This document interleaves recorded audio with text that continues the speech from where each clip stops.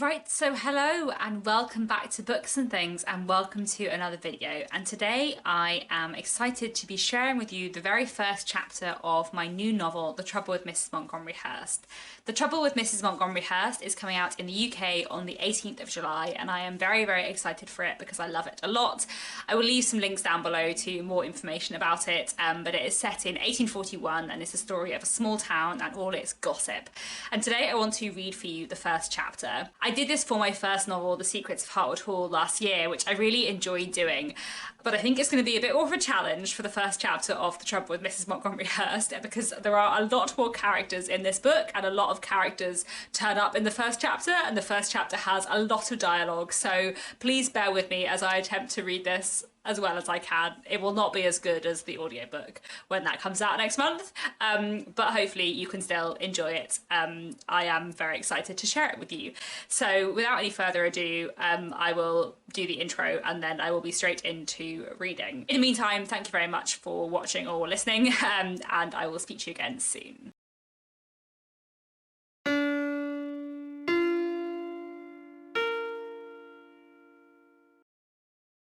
Volume 1, July 1841. Chapter 1, in which the Ashpoint family prepare for a ball.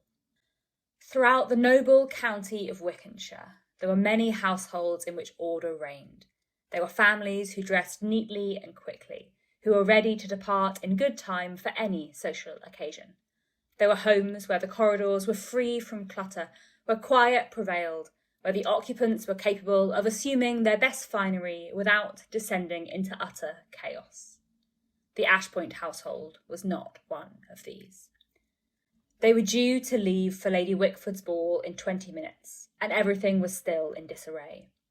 Amelia Ashpoint, 23, wearing pink muslin with bad grace, was standing in front of the large mirror in her sitting room while her maid redid her hair. It was hard to stay still, hard not to turn her head towards the events unfolding in the corridor. The door opposite hers led to her brother Diggory's bedroom, and this too stood open. Diggory, 1 year Amelia's senior, rarely acting it, was half out of the room, half in. His shoes were very shiny. His hair was very shiny. His black silk waistcoat was very shiny. He was currently being pelted by a range of shiny cravats, launched as cannonballs from a slingshot by the youngest Ashpoint child. Diggory had clearly made the mistake of asking Laurie, 10 years old, bent on mischief, which cravat he ought to wear. Amelia spluttered with laughter as a striped cravat hit Diggory's carefully combed hair and undid all his hard work. Her maid tutted and made her look straight at the mirror once more. This was Amelia's second outfit of the evening, for she had managed to tear her first gown a quarter of an hour since, and the floor was a sea of rejected dresses and spurned petticoats. From further down the corridor, she could hear the raised voices of the last two members of her family. Her younger sister, Ada, 15 years old, forever wishing she were older, had thrown herself down on the carpet and was sobbing heartily, while their father attempted ineffectually to comfort her. "Come, my dear," Mr. Ashpoint was saying. "Dry your eyes. Do not wish your life away. You will be old enough in time." "It's not fair," Ada shouted back. "Why can't I go to the ball, Papa? Some girls at 15 are out already. To say I must wait until 17 is torture and cruelty of the very worst kind. And there is no use saying it can be earlier if Amelia gets married, because you have been talking about Mr. Hurst for a year now, and Amelia is still not engaged."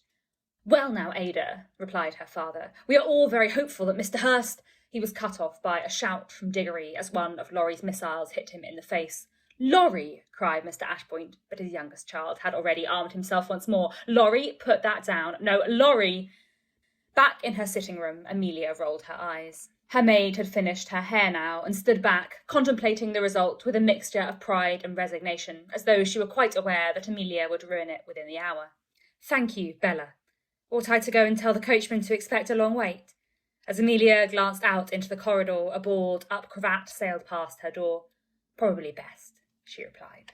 The maid headed for the stairs, avoiding the mess of strewn clothing and stepping gingerly over Ada's prone form. Amelia followed her. She stood in the corridor, watching Laurie giggle as he threw socks at Diggory. He had now run out of cravats. Watching Ada weep, watching her father rub her back and make faint soothing noises.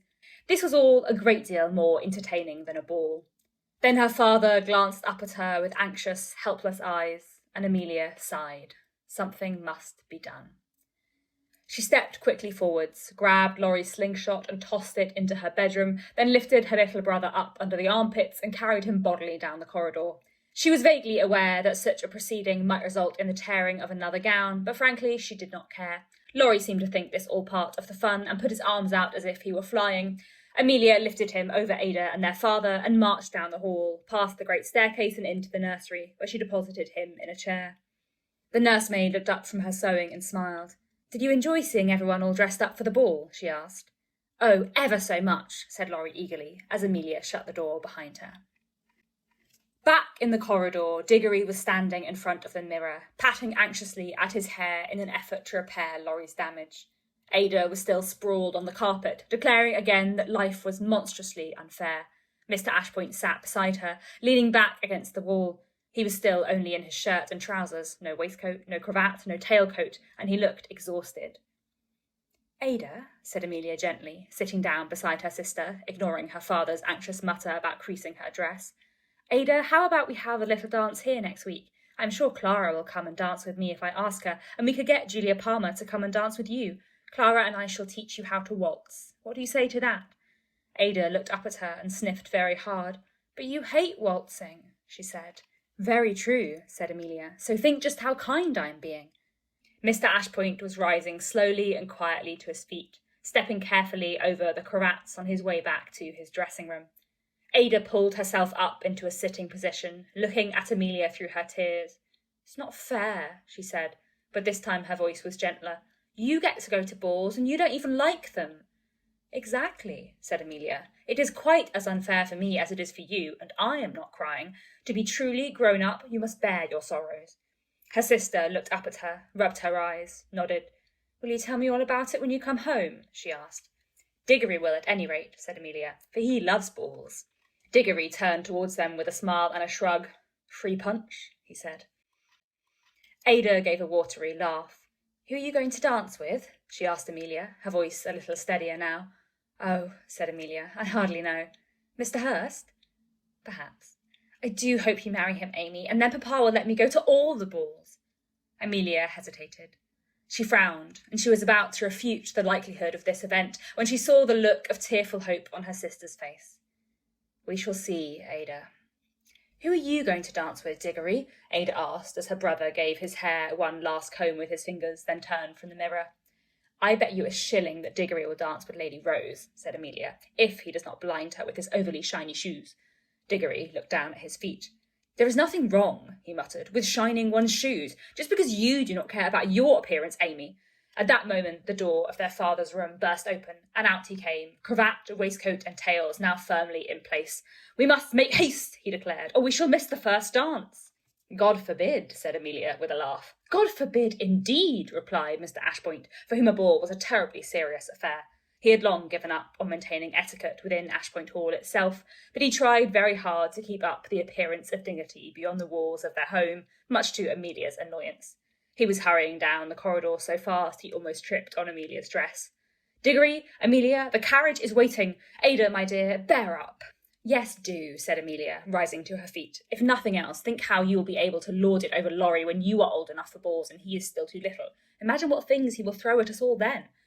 Ada gave a hearty sniff and managed a smile, no doubt to show how grown up she was, but Amelia still heard her give a little sob as she and Diggory followed their father down the stairs. Half an hour later, Amelia was gazing out of the window as the family carriage finally jolted through the grand gates of Wickford Towers. She watched the orchard and the rose garden and the great glass houses roll by, spotted other carriages in the red glow of the summer evening sun. The sound of the wheels changed as they moved from path to drawbridge to gravel, as they crossed the moat and neared the house. From somewhere out on the lawn, she could hear the muffled, excited voices of the kinds of young ladies who liked balls. If guests were still arriving, then they were clearly going to make the first dance after all. Amelia glanced across at her father and brother, wondering if she might be able to avoid it, but Mr. Ashpoint was looking back at her with a hopeful, eager smile, as though there were nothing more important in life than a ball, and Amelia knew she would have to dance. There was a flurry of activity from the coachman outside, and then everything slowed to a halt and the carriage door was pulled open. Amelia climbed out first, probably not as gracefully as Mr. Ashpoint would have liked. thanked the coachman, and looked around as her father and brother alighted behind her. The vast lawns of Wickford Towers were bustling with people, a mass of tailcoats, muslin and silk, footmen in livery weaved between the clusters of guests to usher them towards the doors. Amelia spotted familiar faces amongst the jostling crowd, Captain Palmer and his family, Mr. Creighton from the bank, the vicar, the doctor, the miller. It seemed that everyone with even the faintest claim to respectability was here tonight, for she spotted Hartley Lonsdale, her father's foreman from the brewery, somewhere up ahead. The Earl and Countess of Wickford could invite anyone they chose, of course. Title and pedigree brought such luxuries. Amelia's father was very wealthy. He was probably the wealthiest man at the ball, but he was still only a brewer. If Mr. Ashpoint invited the butcher to tea, Wykehamshire would be scandalised. But if Lord Wickford asked a farmhand to dinner, no one would dare raise an eyebrow. As Amelia and Diggory followed their father through the crowd towards the great oak doors, she glanced over her shoulder to see the Elton family alighting from their stately carriage. Mr. and Mrs. Elton all stiffness and respectability, Miss Elton all elegance and grace and emptiness. They were ushered into the courtyard before following the crowd into the great hall in the north wing of the house. The scattered noise of tuning instruments mingled with the hum of conversation. Clusters of guests were already inside, sipping wine or punch, gazing in awe around the vast great hall, greeting the Wickford family, and more people were filing in behind them every moment. Amelia and Diggory stayed close together, but they lost their father somewhere along the way, caught by some acquaintance in a discussion of the latest local news. If there was one thing their father loved as much as a ball, it was gossip. The home of the Wickford family was a very different place to the house where the Ashpoints resided. Where Ashpoint Hall was modern, built barely 30 years ago, Wickford Towers had stood for centuries. Where Ashpoint Hall was full of bright, elegant rooms with the newest furnishings and wallpapers, Wickford Towers was a mess of winding corridors, courtyards, oak panelling, and antiques. The great hall was an old, grand room, done up just as it might have been when the house was first built. A stained glass window, walls encased in ornately styled wood, Gothic carvings in the gabled ceiling. This evening it was lit with torches, and the tables had been moved to leave space for the dancing. The Wickford family stood in the centre of the assembling crowds. Lord Wickford, neat, greying, and aware of his own importance, hand out to greet his guests. Lady Wickford, elegant and graceful, smiling at all who passed her with kind condescension. Their son, Lord Solbridge, dressed messily in a bottle-green cravat, silver waistcoat and crimson tailcoat, drinking from a very full glass of punch. And their daughter, Lady Rose, petite and pretty in a red silk gown, looking nervously around, curtsying as more guests approached. Amelia glanced sideways at Diggory, who was staring very hard at Lady Rose. She watched him gaze at her, watched as Lady Rose looked straight back at him, watched her hesitant smile, the pink come into her cheeks. Amelia smiled to herself. Diggory took a step forwards, as though about to cross the room, to speak to Lady Rose, but before he could move, Lord Solbridge had abandoned his post and was shoving his way through the guests towards them. He caught Diggory up in a tight hug. "Diggory, my dear chap, I have missed you," he declared. "London was an eternal bore without you." Diggory laughed. "The London season always seems a great deal more exciting than Wykehamshire to me. Oh, to be sure, the country is dull enough, but you are here, and that is something." Lord Solbridge released Diggory and took a gulp from his glass of punch, which he had narrowly avoided spilling over his friend. "Well, and what have you been doing to entertain yourself in my absence?" "Oh, nothing much," said Diggory. Amelia tried to suppress a smile, for that was true enough. Her brother was very skilled at doing nothing much. While his friend had been in London for the season, Diggory had been passing his time much as he did when Lord Solbridge was present, going to the Lantern every other night to play cards and drink slightly too much, sleeping late in the mornings, reading Gothic novels in corners of the library, and not going into the brewery to help their father, however often he was asked. Lord Solbridge, who seemed to catch Amelia's smile, turned towards her. "And how do you do, Miss Ashpoint? Engaged for the first dance yet? Will you have me?" Amelia looked him full in the face. "I fear I must decline that honour. My feet have only just recovered from our last dance." Lord Solbridge looked at her, frowned, swayed, then decided she was joking and laughed heartily. Diggory laughed too, giving her one of his "don't be uncivil" looks. Amelia had never understood what her brother saw in Lord Solbridge, unless it was simply that Solbridge's hair stood up more elegantly than Diggory's, and that he held his drink better. "We shall have to ask the Palmer sisters, then." Lord Solbridge took Diggory by the arm. "Come along, old chap," he said, and Diggory followed him off into the crowd. Amelia stood alone for a few moments, scanning the faces of the guests. Too much silk and satin, too many waistcoats and fancily tied cravats, too many extravagant hairstyles. She spotted the 3 elder Palmer girls just as Diggory and Solbridge found them. She saw Sir Frederick Hammersmith by the fireplace, sipping lemonade, for he never touched wine or punch, dressed in a red and white floral waistcoat, a turquoise tailcoat, and pantaloons that were inordinately yellow. Amelia tried to stop the laugh that sprung to her lips. Sir Frederick, she thought, was the kind of man who dressed outlandishly in an attempt to hide his lack of personality. Everybody said they liked and admired him because he was a baronet, but Amelia considered him infernally dull. Finally, she found the face she was looking for, Clara MacNeil, standing with her father by the entrance, dressed in a faded rose-print gown, her dark blonde hair tied up behind her head. It was widely acknowledged that Felicia Elton was the great beauty of Wickenshire, but Amelia did not think her half so handsome as Clara. Before she could cross the room to speak to her, the music struck up in a great crescendo to signal the beginning of the first dance. The guests all began to move. Those in the centre of the great hall retreated to the outskirts, and a sea of gentlemen crossed the room to secure their partners. Lady Wickford did not approve of dancing cards at private balls, and although a few young people had no doubt made arrangements beforehand, it was chiefly a matter of every gentleman for himself. Amelia stood back and watched as half the men present descended upon Felicia Elton. She watched as Sir Frederick finally triumphed and led her to the centre of the room. She saw her brother secure Louisa Palmer, saw Lady Rose led off by the Vicar of Melford, saw Clara's gentle nod when she was asked to dance by Mr. Lonsdale. Just as Amelia was beginning to hope that she might have escaped the first dance, she was approached by Mr. Hurst. Montgomery Hurst was, Amelia often thought, one of the least ridiculous of her neighbours. He was 31, agreeable and kind. He dressed sensibly, wore his brown hair short, was clean-shaven and passingly handsome.